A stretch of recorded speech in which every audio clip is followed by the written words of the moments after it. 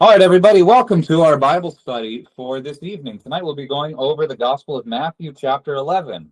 Um, as you remember, we finished off the Gospel of Matthew, chapter 10, the last time we were together. Of course, in the intervening time, you had a wonderful lesson on the Psalms from Dr. Paul Dallas.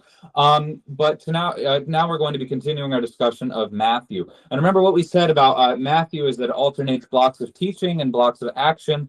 The last chapter we just went through, Matthew chapter 10, was a bunch of it was Jesus commissioning his disciples to go out and act in his name, and just telling the disciples to do what he does, preach the good news, heal the sick, cast out demons, and so on. And so we said that the disciples, by extension, we're to understand the Orthodox Church is an extension of Christ's person. It's an extension of Christ's work. And we saw a number of rules for how the disciples were supposed to live. These things especially apply to the leadership of the church, but in general, it's good advice for all Christians. Now, we're going to be moving on. That was a section of teaching. Now we're going to move back into a section on action. We said the Gospel of Matthew alternates this pattern. So now, and it's just it's just a framing device. Matthew, from his experiences with Jesus, walking around with him and following him, and probably collecting information from other apostles and other eyewitnesses in order to fill out his account. Because even though he was an eyewitness of Jesus Christ, that's not the same as seeing. There were certainly things Jesus did and said that he did not see. Even people you spend a considerable length of time with privately, they also do things and have relations with other people. So it's not at all surprising that Matthew relied on other people for source material, despite being an eyewitness himself. So Matthew has all this material, right, from his experience with Jesus, from information he collects from others who knew Jesus, and he has to organize it in a certain way. It's pretty chronological, but like we said, he has to. This is a written document. And he has to make decisions that an author should make. What should go first, what should come after, and so on and so forth. And that's why we shouldn't be too scandalized if there's certainly not major contradictions between the Gospels, but there are minor discrepancies. When did this event happen? Was it this point in Jesus' ministry or this point? Well, I mean, a lot of that. Sometimes people say, well, it just happened twice, and that might be true.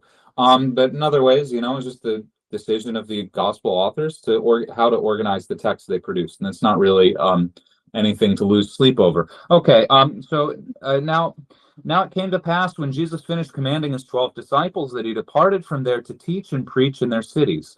And when John had heard in prison about all the works of Christ, he sent two of his disciples and said to him, "Are you the coming one, or do we look for another?" Remember, disciple just means student, just means follower. Jesus answered and said to them, "Go and tell John the things which you hear and see. The blind see and the lame walk, the lepers are cleansed and the deaf hear, the dead are raised and the poor have the gospel preached to them. And blessed is he who is not offended because of me." Okay, well, we can stop there just briefly. So now it came to pass when Jesus finished commanding his 12 disciples, he departed from there to teach and preach in their cities. So notice this, Jesus sends out his disciples to work, and then he separates himself from them. That seems kind of natural, but we need to understand, if Jesus is sending out the disciples to do things for him, that naturally kind of lends itself to the fact that they're going to be doing it in his absence. And that's kind of the situation we have in the church in the modern day. Obviously, Jesus is in the church and he's acting through the church, but he's not present with the church in the same visible way he was during his earthly life. And that's an important thing to understand. There is this sense in which we are apart from God, not because he's truly metaphysically absent from us, but because he's not as available to us, not as visibly and clearly present to us in this kind of current earthly life. And of course, that's going to be rectified, right, at the end of time when Jesus comes again. But we just need to remember that God is at something of a distance to us. And how do we approach him then? Well, we approach his disciples, we approach his apostles, the people he commissioned, and that's the church, and that's every bishop, and that's every Orthodox priest who have grace resting on them, not because of their own merit, not because they're good, but because that's how Jesus decided to structure reality. That's how he decided to structure things. And this shows up in other ways in spiritual life too. There is kind of this sense that there's certain occasions when Jesus withdraws from us to a certain degree in order to test us. I mean, there's this very famous um, scene from the life of Saint Anthony the Great, where he's in the desert and he's doing his prayers and he's doing his fasting, and the demons come basically to torment him and scare him, and they appear to him as all these terrifying animals. And at one point, they even kind of beat him senseless. And then later, the Lord appears to Saint Anthony in a blaze of light and picks him up and restores him completely. So even though he was like physically on the edge of death, this light, which is God Himself, heals Saint Anthony. And what in Saint Anthony's is very raw, very real response is, "Lord, where were you? Lord, I was here. I was suffering so much. The demons were tormenting. Where were you?" And Jesus's response is effectively, "I wanted to see what you would do. I wanted to see if you could handle yourself. I wanted to allow, not to see if you handle yourself. I wanted to allow you to fight so that you could earn crowns." It's terminology we use. What is a crown? A crown is like a laurel wreath that you won in the ancient days for athletic contests. And you see this sort of terminology a lot in Orthodox spiritual literature. I wanted to give you an opportunity to win crowns, and from this time on, you'll be, I forget the exact words, but you'll be especially blessed. And that's when Saint Anthony, and it's from that moment that Saint Anthony, is gifted all these spiritual gifts, and he becomes famous throughout all of Egypt, and he sets the world on fire. But it was because Jesus abandoned him to allow him to be tested so that he could earn something, so that he could really prove his heroic virtue and not have his hand held. And I think that that's something that happens in our own lives too. I mean, God never fully abandons us in the sense of ever being fully absent. And I think He never gives us something that will truly ultimately destroy us. But He does give us an opportunity to kind of show what we're made of. And He does give us kind of an opportunity to struggle a little bit. And He rewards us in proportion to our struggle. And I think that's something similar to what Jesus is doing to the disciples here. If I could chime in, that if you don't do the same with kids, then they will never be grown to their full potential, and the minute they're left to handle something on their own, they can't do it. That's a really He's good insight. treating us as His children, because if you just, it's like trees. If you put them in a dome and you prevent all of the weather from getting to them, they'll grow, and they'll grow quickly, and they'll grow massive. But the minute they get too big, they break under their own weight, because they can't support themselves. They're not put under stress of wind. They're not dealing with the storms. You can't put a tree in a dome and expect it to grow and be a tree. That's a really good point. And it's insightful that this concept that's very big in like psychology and parenting these days is called anti-fragile. So something, what is a fragile thing? A fragile thing is something that breaks easily. Something that's sturdy is something that doesn't break easily. Something that's anti-fragile is something that actually gets stronger with testing. And of course, that really only applies to living systems. There's no physical material that gives strong, but trees, like you used the example, and kids. I read the really great book that I recommend everyone called The Anxious Generation. And it's talking about, it was printed in 2024, and everyone should read it. Every parent of children should read it. Everyone who works with youth should read it. But it's talking about this massive spike in mental illness among children that's very real, very well documented, and one of the things it says is children are in the modern day, in modern America, are so insulated from difficulty that it really, when they become adults, they often collapse in the face of actual genuine difficulty. The important thing is we need to allow our children a healthy amount of difficulty in their lives in order to grow, in order to become strong. And that's what we've been failing to provide them. Not out of any ill will on our part, but too much good intention, basically, as parents, has caused us to spoil our children. A really fantastic book. But children are anti-fragile, and this really goes along with the idea that we were reading in the previous gospel, that God put us on this earth to grow us. This is like our little greenhouse, our little garden, where we develop and mature, and we become kind of the way we're supposed to be, so that we can be properly matured for the kingdom of heaven. Jackson Songer, would God leaving us for a time also include our guardian angel? No, so let me clarify. When I say God leaving us, it's not actually Him leaving us. Sometimes we feel the absence of God. We perceive him as absent, but even then, that's not true. If God were truly absent from us, we just cease to exist because our very existence is rooted in him. When we say God leaving us, we more mean him not doing stuff for us. So when it talks about God shielding God abandoning Saint Anthony, it's not really that God left Saint Anthony, but it was that he stopped protecting him from the demons that are all around him. And that's what a lot of the saints say, is actually, if we're all being protected from the demons like 24/7, if God decided to remove that, we'd be toast. We'd just be completely cooked. So God abandoning him, so God leaving us is not. It's the terminology is a little wrong, and so I apologize for misleading. It's not really God leaving us, and it's just him not doing certain things for us. And so no, God never leaves us, and our guardian angel never leaves us. Although, yeah, it could be that our guardian angel might not intervene in other ways. Of course, the guardian angel just acts through God. Hi, welcome, Jonathan. That's who I assume this is. Okay.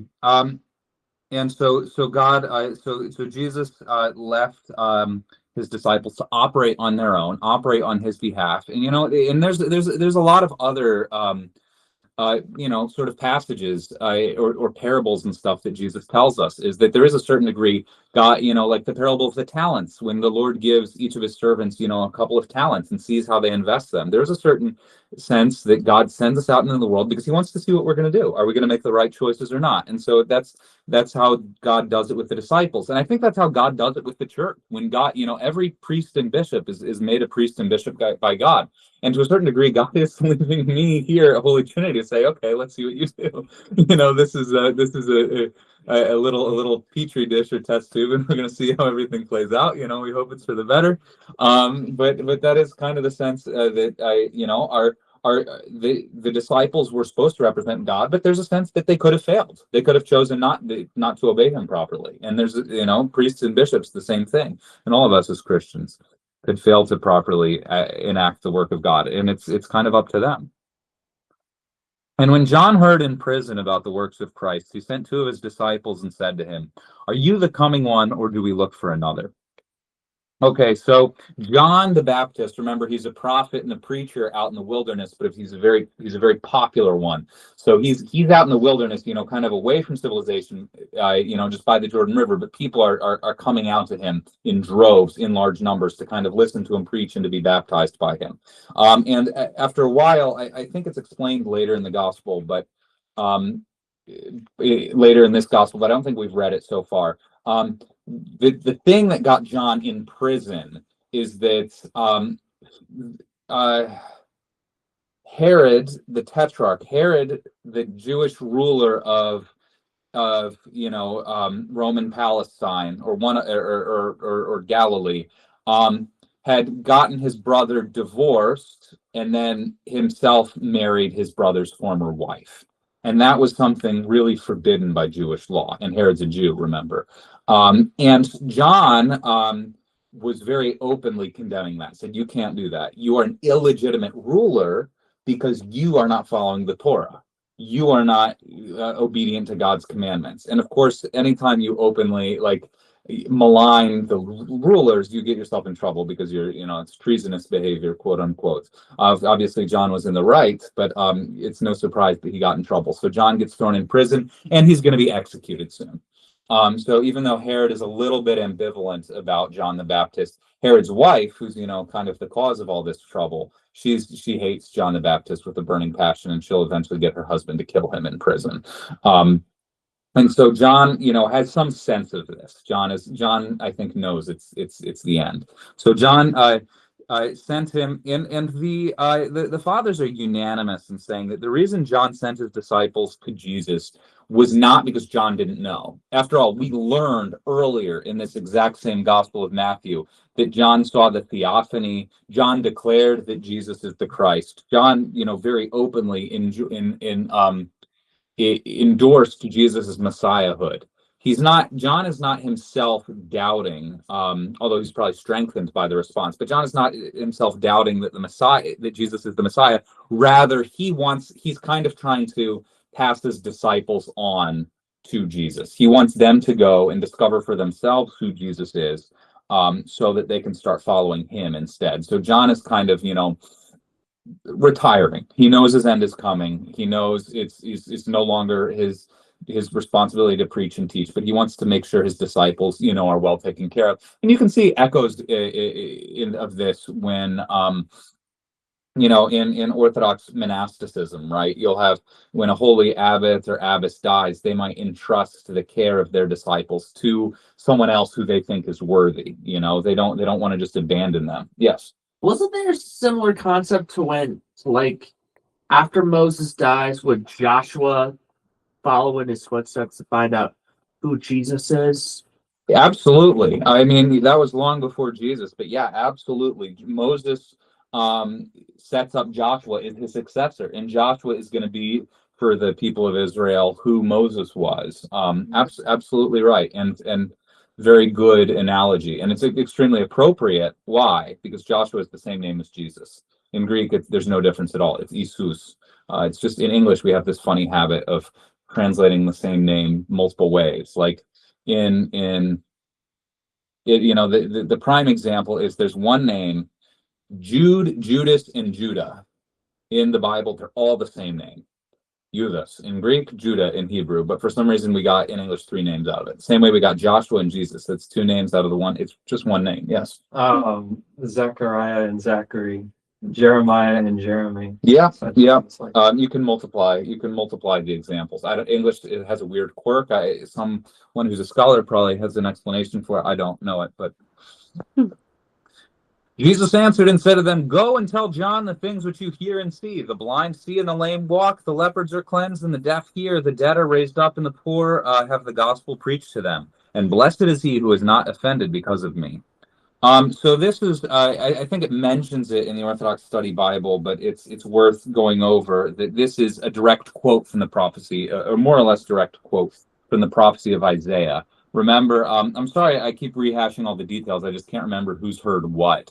Remember, one of the important parts of the prophecy, most of the prophets of the Old Testament, they're speaking their prophecies at a time when Israel is oppressed, Israel's in or about to be oppressed. Israel's falling apart. And people are like, what the Jews are like, what? We thought we were the chosen people. What gives? How come our kingdom is collapsing? How come we're in slavery or about to be sold into slavery? How come our cities are being sacked? And so a lot of the prophets are prophesying that, yes, you're getting what you deserved because of your sins. However, there's going to come a time when God is going to set everything right again by sending his Messiah, by sending his anointed one.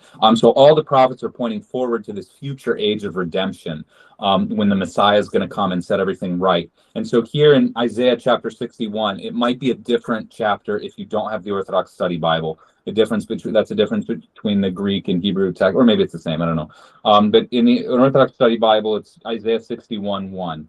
And Isaiah is speaking right now, and he's prophesying the future messianic age. So this is 650-ish years before Christ. "The Spirit of the Lord is upon me, because of which he anointed me. He sent me to proclaim good news to the poor, to heal the brokenhearted, to preach liberty to the captives, and recovery of sight to the blind, to declare the acceptable year of the Lord, the day of recompense and comfort to all those who mourn." So the day of recompense, comfort to all those who mourn. He's speaking to the beleaguered Jews who are watching their kingdom fall apart and saying, there's going to come a day when you will be comforted. It's not now, but God is going to fix everything. To give those who mourn in Zion, Zion is Jerusalem, Zion is the hill on which Jerusalem is founded, glory instead of ashes, the oil of gladness to those who mourn, the garment of glory instead of a spirit of indifference. They shall be called generations of righteousness, the planting of the Lord for glory. They shall build the ancient deserts, raise up those formerly abandoned, and renew the desert cities that laid waste for generations. Foreigners shall come and shepherd your sheep, and aliens shall be your plowman and vine dresser. But you shall be called priests of the Lord and the ministers of God. You shall eat the strength of nations and be admired because of their wealth. These are all part of the prophecy that one thing that all of the prophets say, or the significant majority of them say, that the time when the Messiah comes, when God sends the Messiah to set things right, a new unique thing is going to happen, which is that non-Jews are going to start to worship the God of Israel. And so this is a testimony of that. So when he says, foreigners shall come and shepherd your sheep, and aliens shall be your plowmen and vine dressers, you shall eat the strength of nations and be admired because of their wealth. Nations is referring to the non-Jewish peoples. So he's saying that all of the non-Jews are going to get in on this, and they're going to strengthen Israel. Of course, it's going to be the new Israel, the church, but it's going to be God's people. So it's going to be continuous with, Abraham and so on.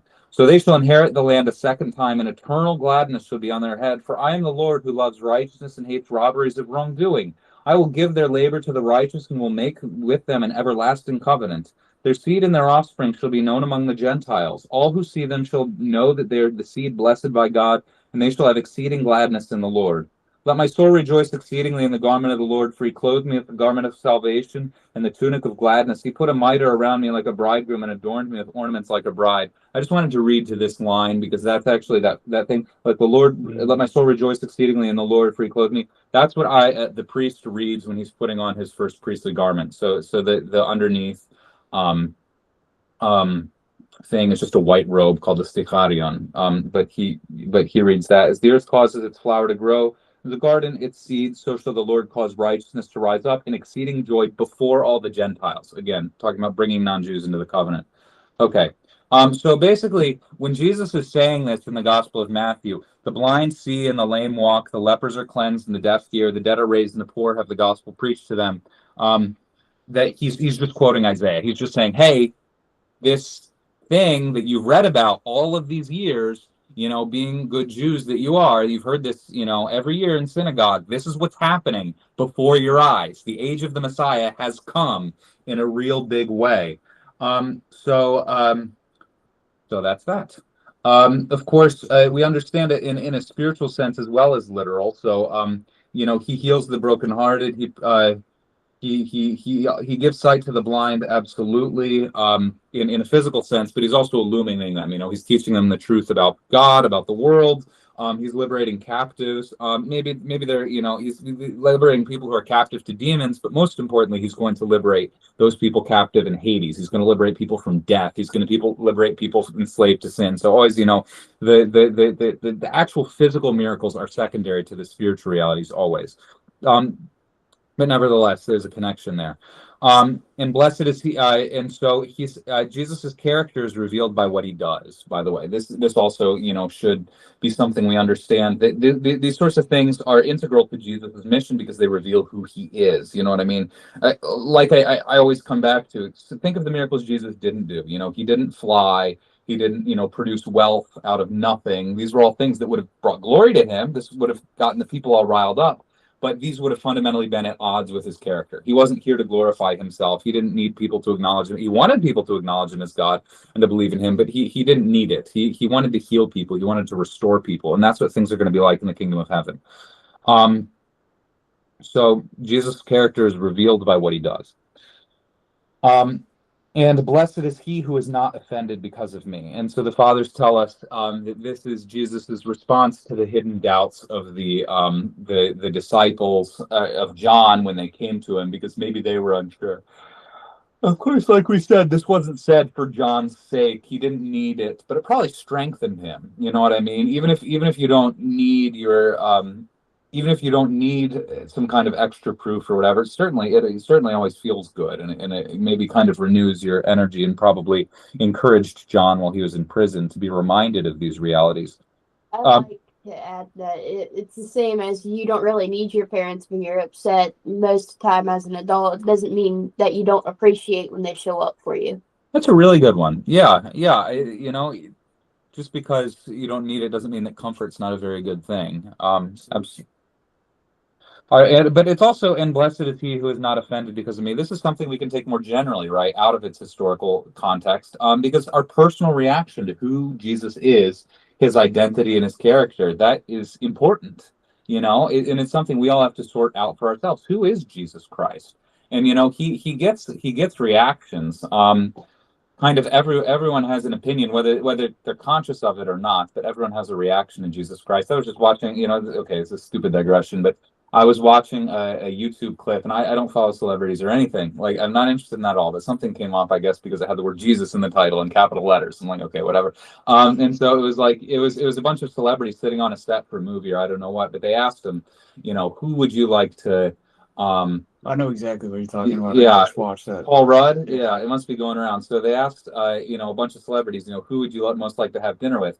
And Paul Rudd says Jesus Christ, and everyone gives a reaction. Oh, they make faces and they say things, and of course, and then they end up like kind of calming down and being more reasonable. And it actually, I mean, it's just a brief YouTube clip, but I have really no idea if Paul Rudd's a Christian or not, and on one level, I don't really care. For his sake, for salvation, I care, but I'm not all that interested in the goings on of celebrities. But it was just noteworthy to me that people reacted immediately and viscerally. People like it's not something you just say, oh yeah, Jesus Christ, whatever. It's everyone had a thought, everyone had a feeling. And that's and I think that's true, and I think it's partly because for cultural reasons, Jesus is a big deal, but I think there is something a bit deeper going on there. It showed their like internal spontaneous response to it. Right. And then after they were like, "Oh, I'm probably gonna offend an entire religion of people," so they calmed down a little bit, and they're like, "Yeah, I kind of understand." It could be, or it could be they were just, I mean, it could be, we could psychoanalyze them till the cows come home. It could be that they just thought that they were expected to react like that, and then when he actually starts engaging a little more reasonably, they're like, you know what, maybe he has a point, so maybe we can interpret it cynically, we could interpret it positively. I don't know. It is something I try to walk around town dressed as a priest, so people have no surprise. And it's just, what we're supposed to do. We're supposed to wear distinctive garments. But there are certain interactions I have, especially at the gym, where I'm not dressed as a priest, and people, once I start to get to know someone, I know, people do that. I'm not there yet, and I don't think I'll ever be. But some do that. But I'm always kind of bracing myself for when I get to know someone and I get to talk to them a little more. And I'm going to say that, and I'm kind of bracing myself for the "what do you do for a living" question, because I know they're going to have a reaction. I know, and sometimes it's very positive. Most of the time, it's just kind of a muted surprise. Sometimes it's very negative. No one ever just like stands there and like curses me out or something. But you can tell when people are just totally turned off. Just like, oh, okay, you're a freak, whatever, done.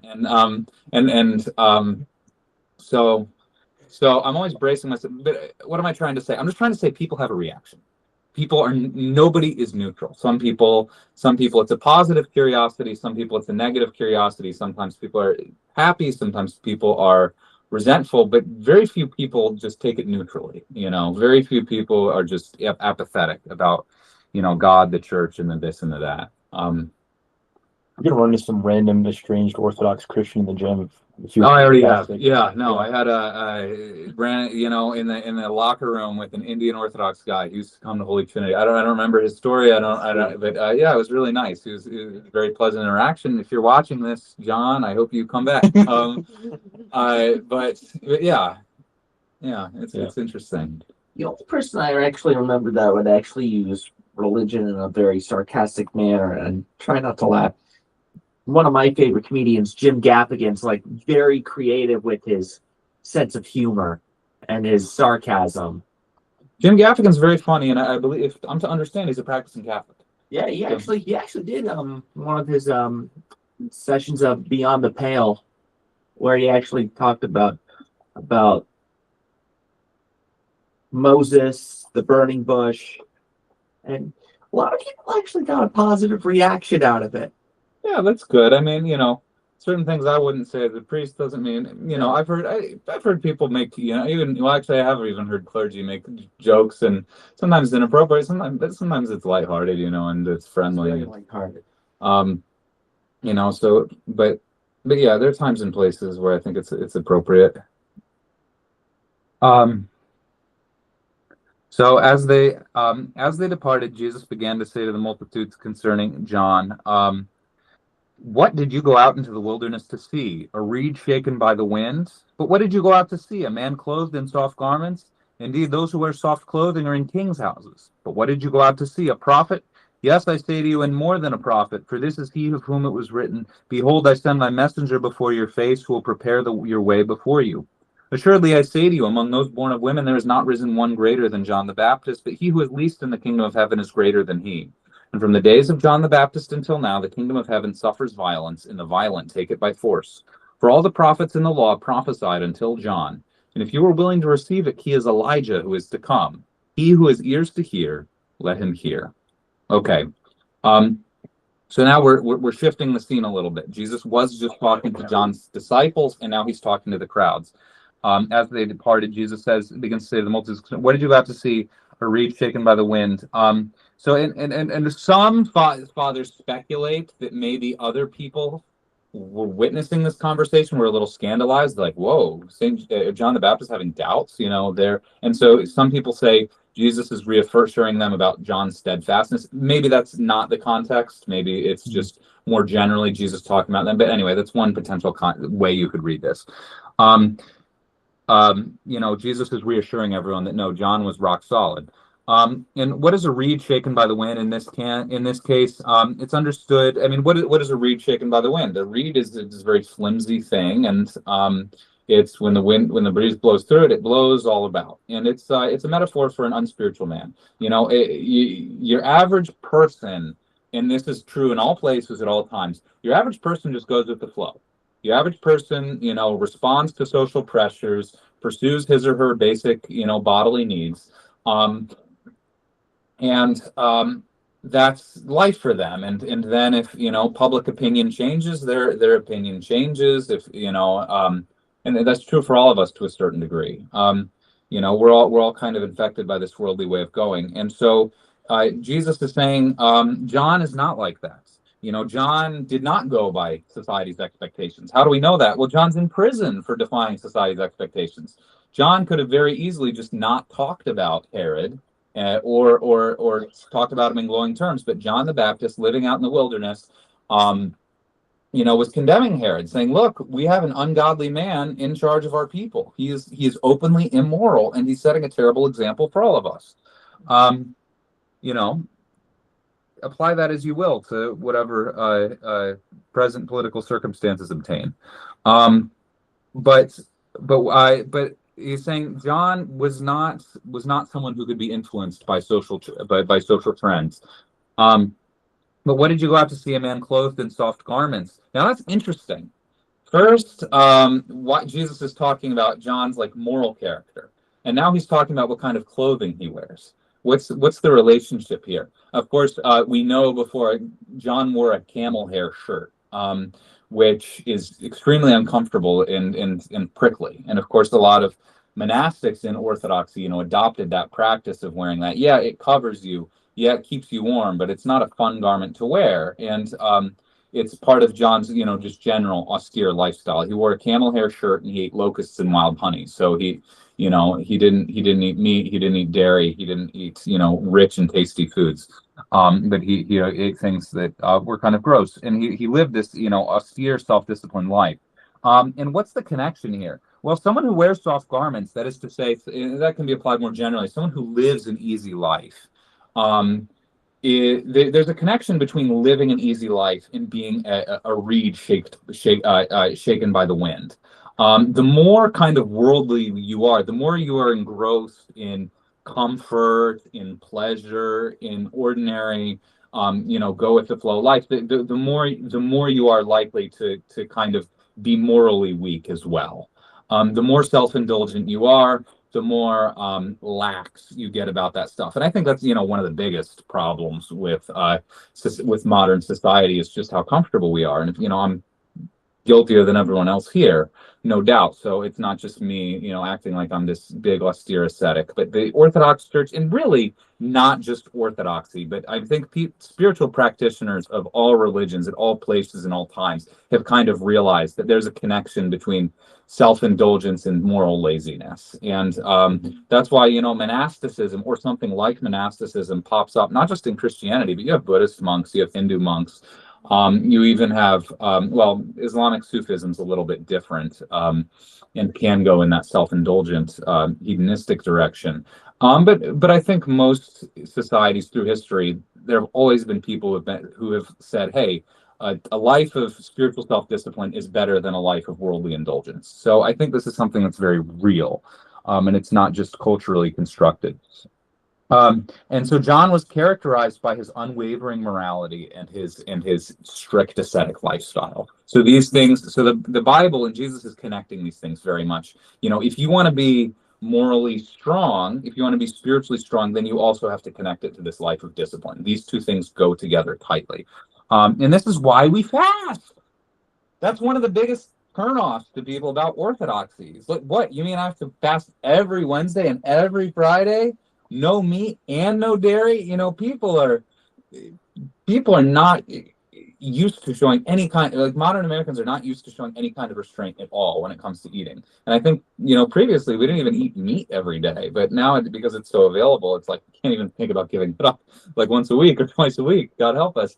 And that's why the Orthodox Church, why does it force this stuff on it? Well, to a certain degree it does, because we're not doing it to ourselves. We're like left to our own devices. We don't generally do that. The Orthodox Church teaches us to fast because and takes the fast seriously because we need to learn this discipline. We need to strengthen ourselves. We need to not be so weak. Of course, there's exceptions, especially women who are pregnant or nursing or people who are sick or small children. Of course, they're exempted from the fast.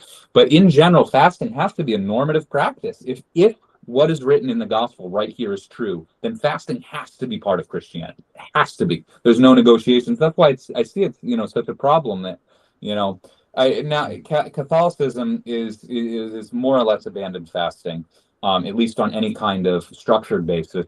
And Protestantism, it's very hit and miss. So one of the people at this church was telling me, there are some Protestants who are super serious about fasting, and that's good. But it's very ad hoc and not systematic basis. You do it when you feel like it, or you do it when you want something. But it's not just built into the rhythms of life. I think that's why the Orthodox way is healthier and sort of a better model. It's specific guidelines about how to fast, because if you don't have the church to guide, well, what does a fast mean? Does fast mean just eat nothing? How long? Is it sun up to sundown like the Muslims do? Is it 3 days? Don't eat any? Well, the church tells us, and that's incredibly useful. If you just had the Bible, you just have the commandment to fast without any kind of guidelines.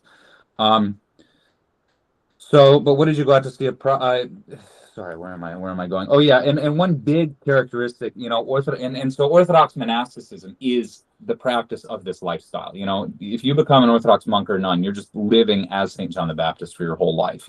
They renounce meat completely, and sexual relations, and they eat little in general, and they sleep little, and they live their life around the services of the church, and they work for free and own very little. And so they live this kind of austere life. And one of the things you'll notice, and this is why monasteries are so important in Orthodoxy, and historically have been so important, because what you'll notice is monasteries very often don't compromise in any ways, and that can actually be off-putting to people. And I understand that, and I get that completely. People are like, I want to, go to Orthodox monastery, and I'm expecting this, amazing experience. Well, there is an amazing experience to be had, but a lot of people walk through. It's like, what? They made me wear a headscarf. They made me wear long sleeves. I'm not Orthodox, so they made me sit in the narthex the whole time. It's like, yeah, because they are super strict about the canons of the church that were written. The first ones were written almost 2,000 years ago, and they don't break even one.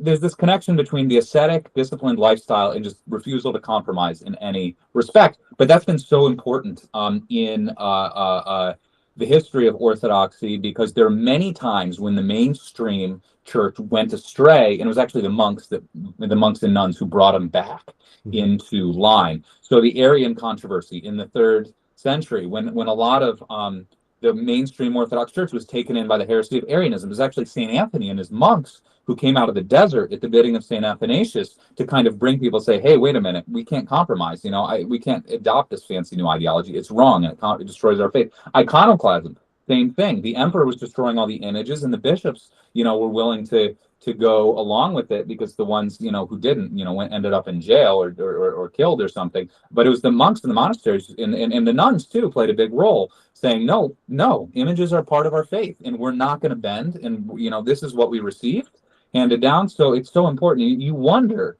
the institution of monasticism in the Roman Catholic Church is incredibly weak, and it didn't always used to be this way. But you wonder if they had stronger monasteries, would Vatican II have happened? When that event where the Catholic Church like basically liquidated itself and did huge, self-inflicted damage. If they had a stronger institution of monasticism and spiritual life in that way, yeah, would it have prevented compromise? Do we have any kind of data or whatever about monasticism in the United States? Like, is it growing? Do we have a lot of monasteries and relative? It has grown tremendously. So, in before 1990, there were 0 or 1 Greek Orthodox monasteries in the United States. Now we have 18. So that is insanely rapid. It's all elder. It's like, yeah, entirely. Yeah. But it is kind of a monastery by monastery basis. So, I was just talking to someone who's connected at Holy Cross Monastery in West Virginia. They have a super long waiting list. Apparently, they're completely full of monks and they can't accept anymore. Because they'll have quarters for 20, 30 monks, but you have another several dozen guys who are at least interested in trying the life on. They just can't accommodate them. They can't do it. So they're building new quarters. That is going to take decades. I know, my own spiritual father's monastery up north, he says he has applicants out the door, but nowhere to put them. So the monastery has to expand and they're building, but again, these things take years. I know other monasteries where, they're not doing so hot, and I think it depends on, that monastery and that abbot. So it really is kind of like a case by case basis, but certainly there are monasteries in the United States. So I don't know what it's like, across the board, and I don't know how it is in the Greek ones versus the Russian ones, so on and so forth. But there are certain ones that are exploding, right, with growth. And St. Anthony's being the mothership of the Greek ones is humongous, and it's monastery by monastery, but yeah, it's doing all right. Yeah. And one interesting quirk is women's monasteries. There just tend to be more female monastics, and that can be kind of surprising to hear because people in America think Orthodoxy is like a very male phenomenon, and it's just historically that's not really the case. You in general, if you go to Greece, if you go to Romania, if you go to Russia, you're going to see more women in the pews than men. Sometimes big disproportionately. Unfortunately. And then in America, everyone's like, oh, it's masculinity, well, whatever, Orthodoxy in the modern US speaks to men in a way that other institutions aren't. In Romania, it's speaking to the women more than to the men. Although not to say that there's still a good amount of men going, but anyway, yeah, so women's monasteries tend to be more of them and tend to be a bit larger too. Yes. It's probably a lot of the toxic femininity that goes on in America. We have a lot of it, and the headscarves, the women not being priests, the rules that surround the Orthodox Church probably run off a lot of American women. Yeah, they probably do. I think it's very interesting and it's unfortunate. And of course, we Orthodox need to, why is it turning off American women and not Romanian women? Is it just because they're also oppressed? Well, maybe. Yeah, I'm being facetious, obviously. But I think it's, we do in Orthodox in the US need to better sense, because I have seen, I hate to use like these buzzwords, but I definitely have seen like what you would say like call toxic masculinity like in the Orthodox world, and that's a bad thing, and it shouldn't be that way. So we need to help people understand a healthy way to approach these subjects.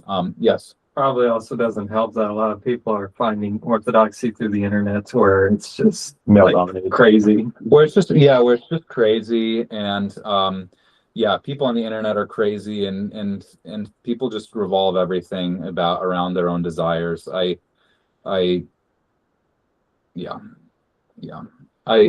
When you say toxic masculinity, does it also emphasize prejudice or prejudicial factors for people who may have had different experiences with a certain group of people that they do not tolerate? Or is it just their own certain sensitive opinions of their own experiences? I'd say probably both. Yeah, so what am I thinking of specifically? Well, I think that I see people who come who expect out of the Orthodox Church, oh, I'm going to have my meek, humble, submissive wife, and she's going to cook and clean for me while I sit on the couch and eat bonbons. And but men really do come into that, and it's just and it's wrong. And so men are coming into the church. So not most, but I've definitely noticed them with the expectation that they're going to be Find me served. a trad wife. They're going to be, and their definition of trad wife is someone who basically serves me. It's like, I'm going to get a live-in, servant. Like a housemaid. Yeah, exactly. Out of this, and that's totally wrong, and it's totally childish too. Like, yeah, okay, maybe like this kind of thing made sense like 70 years ago when you were toiling away in the coal mines and stuff, and yeah, she comes home, puts dinner. Well, that makes sense. But now, you go to your email job and whatever, and But you sent 10 emails today. Right, Did not work with social structures are totally different, and it's a lot of the expectations we have are just not like applicable. Not to say that certain things don't hold. Yeah, like the Bible teaches the man is the head of the household, but that's not in like a domineering or a way, or self-sacrificial way. it's a self-sacrificial way, exactly. So he's doing that to take responsibility of the household, to put everyone under his care, to do everything he can to provide for them, not for them to serve him or for him to impose his will on them. It's ridiculous. But there unfortunately there are men with those expectations, because everyone's super childish and everyone's revolving around their own self-interest. Oh Lord, I think it doesn't help too that a lot of the men that do this stuff are like young 20s. Yeah. Where typically you haven't. I mean, I can speak when I was a young 20 man. I did not know well how to handle myself like that. And so part of it's a maturity thing, and you just grow out of it. And I'm sure, like 10 years ago, I had some ideas or expectations that were not healthy, and I would be embarrassed to share. Yeah. So that's a good way to look, important way to look at it. Part of this is immaturity. It's not these people are irredeemably bad or whatever, but it's just they have bad expectations, and God willing, they grow up a little bit. Yes, Jonathan. Well, a lot of men also have converted into Orthodoxy, mainly from what I've seen online due to apologetics as well, because the apologetics that Orthodoxy gives tends to actually give more people or men attracted to it more than Protestantism and Catholicism. So there's been a lot of that going on as well. Yeah, you're right. I think a ton of men convert to Orthodoxy because they see the arguments, they see the debates, they see that the Orthodox are making better points, on the internet. And this is a very male way of approaching the subject. I don't know very many women who go online and watch theological debate. It's just it seems to me what attracts women more is experience and is experience and relationships that they have in the church, and then it just, but that's not really as easily communicable like through YouTube. You can't you can kind of experience the grandeur of worship, or but not really. You can't really experience a prayer life on the internet, and you can't like make friends. I mean, you can't make friends in a super healthy way on the internet. Like, okay, there's some of that, but I don't know, it never worked for me. What are we talking about? We're talking about all right. John. Yeah, all right. Oh my gosh. All right. So Monastic lifestyle. Yeah. So there's this connection between spiritual self-discipline and moral strength, and it's important, and that's always been characteristic of the Christian outlook in worldview. And you can't have Elder Saint Sophrony of Essex says you can't have. I will not accept the Christianity without asceticism. I just won't do it. It's not. If it doesn't involve self-discipline, if it doesn't involve self-sacrifice, it's not the teaching of Jesus. So just keeping that. John is not in the king's houses. He's not living a life of comfort. But what did you go out to see? A prophet? Yes, I say to you, and more than a prophet. For it is he of whom I was written, behold, I have sent my messenger before your face, who will prepare your way before you.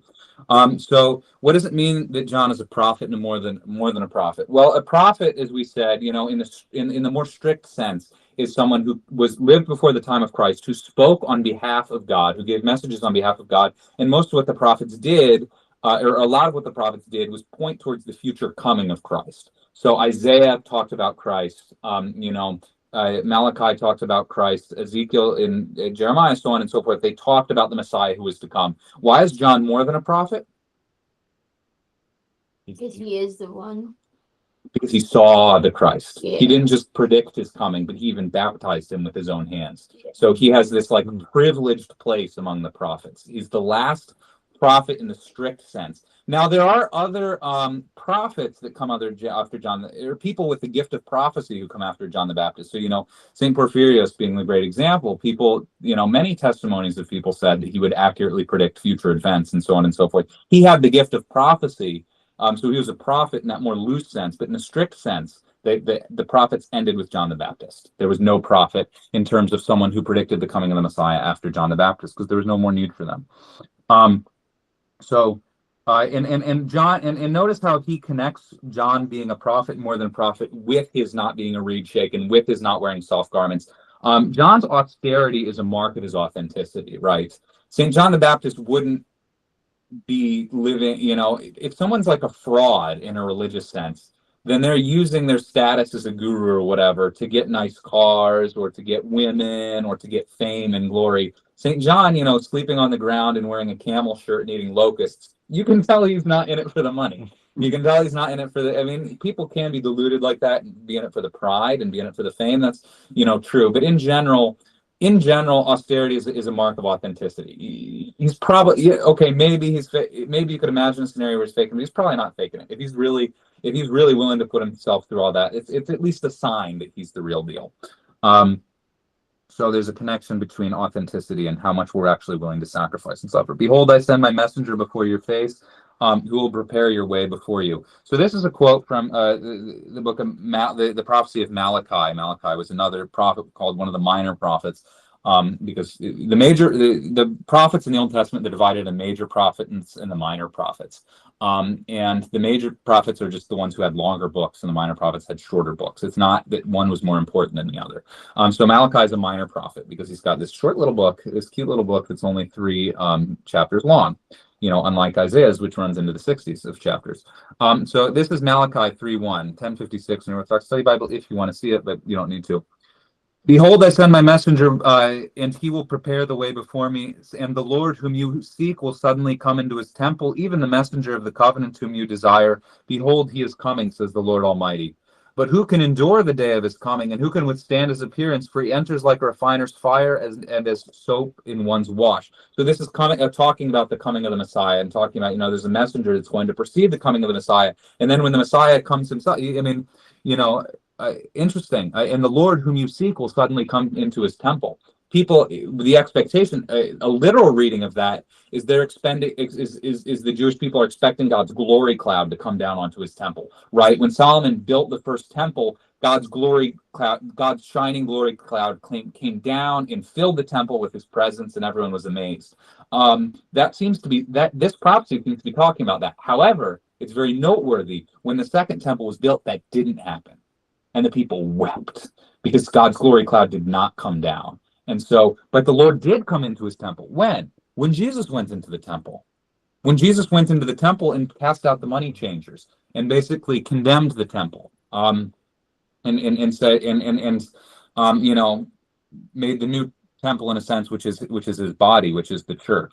But so this is talking about the Lord coming into his temple, but the prophecy gets revealed in a way that's very different than what is surface level. The prophecy comes true, but it's different. It comes very true, very differently from like what a surface level reading of it. It's just interesting, and that's how a lot of these prophecies happen. Some of the prophecies are more or less explicit, but some of them are really transformed in surprising ways by the coming of Christ. But who can endure the day of his coming, and who can withstand his appearance? For he enters like a refiner's fire, and soap in one's wash. He will sit as a refiner and a purifier of silver and gold. He will purify the sons of Levi and pour them out as purified gold and silver, and they will bring an offering into the Lord in righteousness. Then the offering of Judah and Jerusalem will be pleasing to the Lord as in the days of old in the former years. So Jesus' coming is a judgment. It's a purification. And that's exactly what happens when he goes into the temple physically. Of course, we're not there yet in the Gospels. But he goes and overturns the table because he's coming to judge, and his judgment is negative. 2 thumbs down. Likewise, St. John, likewise on the cross, Jesus is sitting in judgment from the cross. The one thief gets condemned by his words, and the other thief is saved by his words. So the very presence of Jesus saves you or condemns you. And that's why it's so important that we prepare for Holy Communion, that we abstain from food and drink the morning of communion. Those of us who are married abstain from relations the night before we have Holy Communion, because we're preparing ourselves physically and spiritually to encounter Christ in Holy Communion, and it's going to be a judgment on us. And that encounter with Christ is going to save us, or it's going to condemn us. But it's not neutral. It can't be neutral. Just like I was saying earlier, when you bring up Jesus's name in mixed company, the reactions are positive or negative, but they're very, very rarely indifferent. Okay, behold, I send my messenger before your face. Oh, yeah. That reminds me. I think I printed something out for that. Messenger. What's the Greek word for messenger? Envelope. Angel. Yeah. Behold, I send my angel before your face. So that should clear up. John the Baptist is often depicted with angel wings in Orthodox iconography, not because he had literal wings. We shouldn't. And the people who made these icons knew that he didn't have literal wings. Okay, we shouldn't. We sometimes make the mistake of assuming that people living before the modern age were primitive and stupid. Maybe in some ways they were, but they also had a really refined sense of subtlety and metaphor. So John the Baptist lived as an earthly angel, not only because God calls him an angel, refers to him as an angel, his messenger in this prophecy of Malachi, but also because he lived the life of an angel. What's an angel? An angel is bodiless. An angel, it does not have a physical body. And John, paid basically the smallest amount of attention to your body that a human being could. And that is the angelic life. And that's why monasticism is sometimes called the angelic life. Sorry. Yes. It probably also helps that the name of Malachi translated into Greek is also angel, Is that really true? as far as I know. Yeah. Oh, it's very interesting. Oh, a resident Hebrew scholar over here. I really don't know much Hebrew. I know virtually zero Hebrew, except for like one or two words. So it's helpful to know these things. And notice that John has a role in salvation history, just like the Theotokos, the Mother of God. Yes, salvation history revolves around Jesus. Absolutely, he's the core central figure. But other people have an important role to play too, and that's why it's worth honoring the saints. They're mentioned in the prophecies as well. Assuredly, I say to you, among those born of women, there is not risen one greater than John the Baptist, but he who is least in the kingdom of heaven is greater than he. And from the days of John the Baptist until now, the kingdom of heaven suffers violence, and the violent take it by force. For all the prophets in the law prophesied until John, and if you are willing to receive it, he is Elijah who is to come. He who has ears to hear, let him hear. Okay, just a few things. Assuredly, I say to you, among those born of women, there's not one risen one greater than John the Baptist, but he was least in the heaven kingdom of he. The fathers are sure to remind us that there should be an asterisk there that Jesus is himself the greatest man born of woman, but he's a bit of a special case because he's also God. However, it's pretty straightforward to say he's greater than all the men or all the people born of women. But we also say the Mary, the Mother of God, is greater, even greater than John the Baptist. Why do we say that? Well, because she's in the kingdom of heaven. At least in the kingdom of heaven is greater than he. She is bodily in the kingdom of heaven, whereas John the Baptist is, he's dead. His soul is separated from his body. He still lives with Christ, but his body is here on earth. We have pieces of it. We have fragments of it still. So that's why when we do the apolysis, the dismissal in every divine service, how do we remember? Glory to you, O Christ, our God, and our hope, glory to you. May he who rose from the dead, or if it's on Sunday, we say he who rose from the dead, Christ, our true God, obviously, through the intercessions of his most holy, pure, and blameless mother, the Virgin Mary Theotokos, by the power of the precious and life-giving cross, the supplications of the honorable bodiless power, the supplications of the honorable foreigner, John the Baptist. So we list the Mother of God, the cross, the angels, then John the Baptist, because he's the greatest of those born of women, but behind those who are in heaven. So Mary's in heaven, the angels are in heaven. The cross sneaks its way in there. I don't know exactly how to interpret that. And you don't always commemorate the cross. But it's not a person per se. Not per se, it's not a person. But so yeah, that's how I remember it when I'm trying to do it off the top of my head. I remember, okay, Mother of God first, Jesus first, then Mother of God, then the cross, then the angels, then John the Baptist, because he's the greatest of men born among women, but he's not yet in the kingdom of heaven. Not in the full and complete sense, of course. Yes. Funny enough, that makes 5. That's all the fingers on your hand. Oh, that is neat. I mean, there's more than that. By Yeah. the holy glorious and all praiseworthy apostles, by the holy glorious and triumphant martyrs, by righteous and God-bearing fathers, then the saints of the church, St. Alcos of Evia, and if we had a saint at our church, the holy and righteous ancestors of God, Joachim and Anna, and then the saint of the day, and then have mercy on us and save us, for he is a good God, merciful, loves mankind, to the prayers of the Holy Father. Yeah, so that's how this dismissal goes. So yeah, it is more than 5, but and then I think there are more you can commemorate, and some priests just go on and on and on and on. They have great memories. But so and notice that the greatness of a person is kind of defined by their nearness to God. So yeah, John the Baptist is the greatest of people, but if you get closer to God than John the Baptist, i.e., by being in heaven, then you're actually even greater than he is. And of course, this totally tracks with the way we understand the world and we understand heaven. There's going to be degrees in heaven. There's going to be greater and lesser people in heaven. Not that, but anyone who's going to be in heaven is not going to be bad, of course. It's just degrees of glory.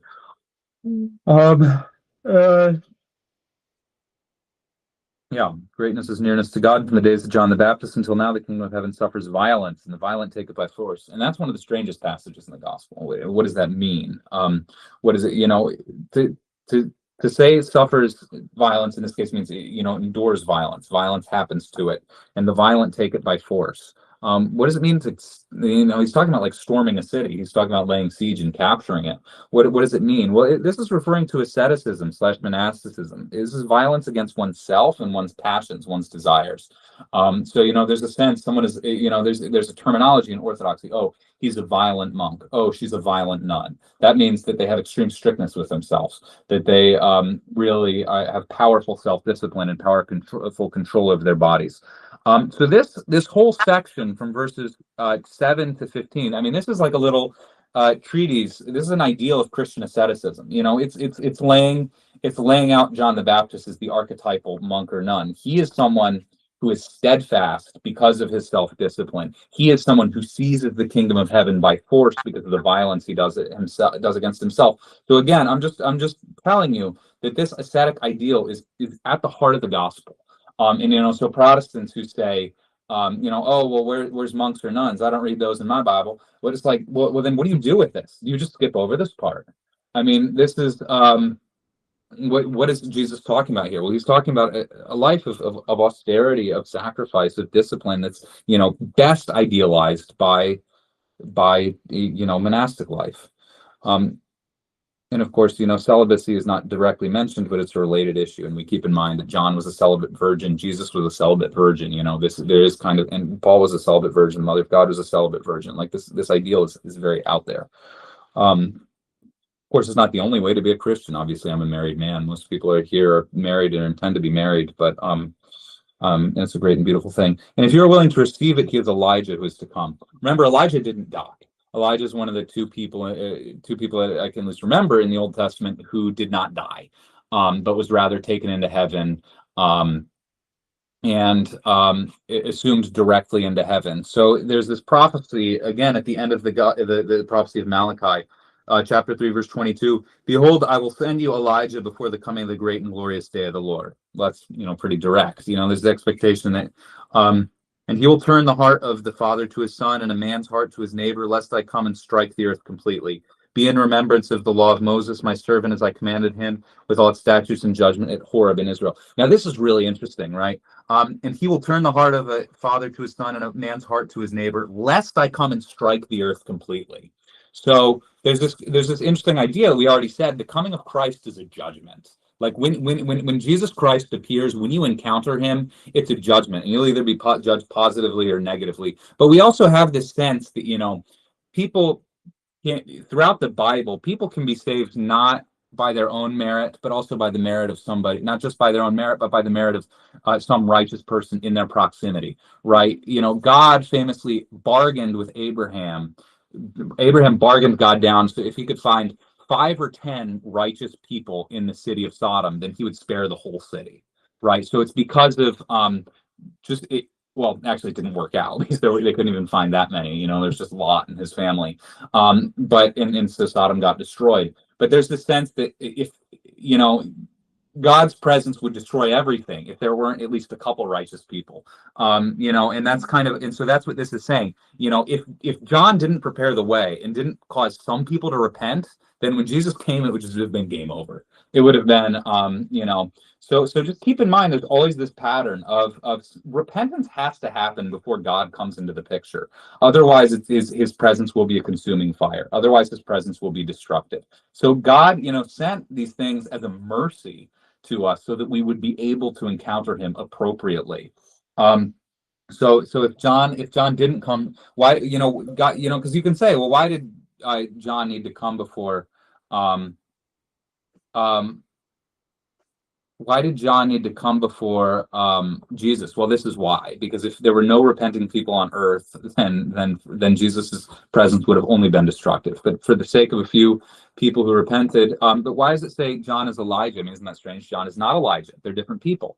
Well, John came the same way after Elijah went up to heaven. He gave a double portion of his spirit to his disciple Elisha. So even though Elijah was physically absent, his spirit was on Elisha, and Elisha did twice as many miracles as Elijah did because of that power. So in the same sense, John is not the same person as Elijah, but he comes in the spirit of power of Elijah. And John is like Elijah. He's an ascetic figure who lives in the wilderness and is a prophet who speaks on behalf of God, and he works these miracles. So John is an Elijah figure, and he's coming in the spirit and power of Elijah, and there's precedent for that within the Bible, but he's not identical with Elijah. But that's what Jesus is telling us. And he who has ears to hear, let him hear. This Jesus says a lot, especially in regards to his parables. And what it kind of means is that this doesn't all make sense, or at least the